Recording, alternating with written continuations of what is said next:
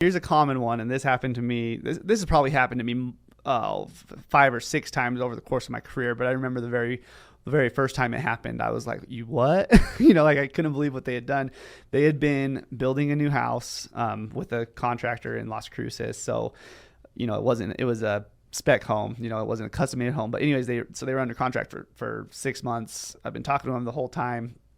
Got to know them really well. They've been really excited. We kind of got to that point where house is getting really close to being done. Everything's looking great. Credit score and everything was fine. We got to the point where what was it?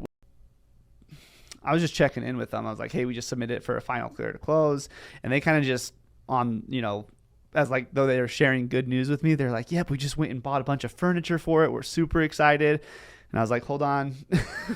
What do you mean you bought a bunch of furniture? I was like, well, yeah, anyways, they opened up a line of credit for this furniture, which they were super tight on their debt to income ratio. And this new line of credit that they opened put them over the edge. And so they had this brand new house that now, because they went and financed all this furniture, which they kind of went a little overboard, I think, but they're getting a good deal, I guess.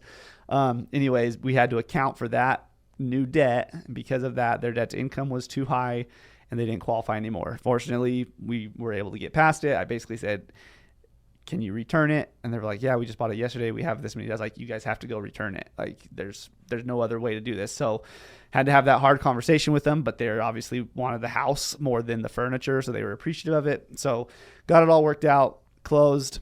They probably went and bought the furniture afterwards, but that's not any of my business. But yeah, so that's another thing. Make sure you do not, and I tell people this all the time, once you're pre-approved, don't change anything. And when I say that, that means don't have your credit run for anything. Don't get any new debt. And because that's going to change, that could change your qualification. Don't miss any payments. Yeah.